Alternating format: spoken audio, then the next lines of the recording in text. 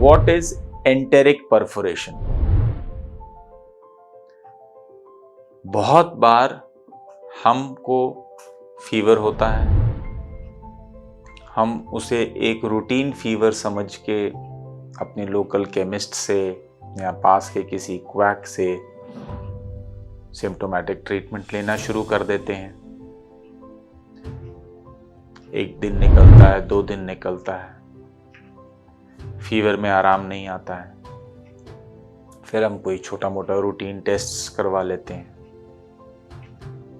But we are still unable to pick up कि हमारे को कौन सा बुखार है। समझना यहां जरूरी है कि fever is not the disease, fever is just a symptom. Body का टेम्परेचर बढ़ जाने को हम फीवर बोलते हैं। ज्यादा जरूरी है कि वो फीवर किस वजह से आ रहा है। क्या वो वायरल फीवर है, क्या वो टाइफाइड है, क्या वो मलेरिया है, डेंगू है। ये ही डिसाइड करेगा कि आपका फर्दर कोर्स क्या रहेगा, आप कितनी देर में ठीक होंगे, कितनी जल्दी ठीक होंगे, और आपको मेडिसिन्स भी क्या क्या लेनी। फीवर की एक स्पेशल टाइप है एंटेरिक फीवर, जिसको हम कॉमनली टाइफाइड भी बोलते हैं। ये फीवर जब निग्लेक्ट हो जाता है, यानी हम उसे एक कॉमन सा फीवर समझ के स्पेसिफिक टाइफाइड का ट्रीटमेंट नहीं ले पाते हैं, और ये अगर हफ्ता 2 हफ्ता खिंच जाता है, तो 3rd वीक में आके ये हमारी स्मॉल इंटेस्टाइन्स को अफेक्ट करता है, और कई बार हमारी इंटेस्टाइन्स में एक छोटा सा होल बन जाता है, जिसको हम परफोरेशन बोलते हैं।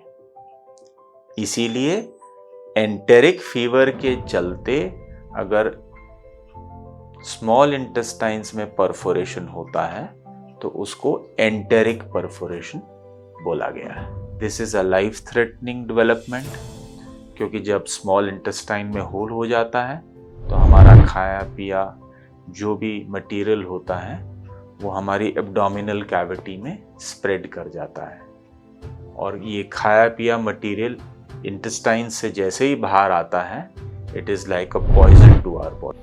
परफोरेशन की वजह से पेट में बहुत सीवियर पेन स्टार्ट हो जाता है।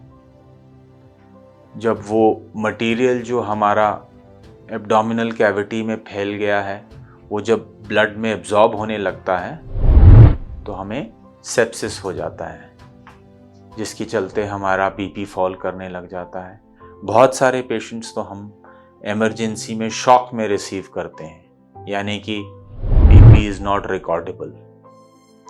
देयरफॉर इस छोटे से वीडियो के माध्यम से मैं ये आपको मैसेज देना चाह रहा हूँ कि अगर आपको फीवर है तो number 1, you should not neglect it, इधर उधर से मेडिसिन ना लें। 2, वो टेस्ट जरूर करवाएं जिससे ये तय हो कि आपको कौन से टाइप का फीवर है। और अगर पता चलता है कि अगर आपको टाइफाइड ही हुआ है, एंटेरिक फीवर ही हुआ है, तो उसकी डेफिनेटिव मेडिसिन्स लें। There are good antibiotics available to treat typhoid fever, ताकि वो फीवर आपका 2nd वीक 3rd वीक तक ना पहुँचे, आपकी इंटेस्टाइन्स को इफेक्ट ना करे, और ये एक लाइफ थ्रेटनिंग डेवलपमेंट किसी के साथ ना हो।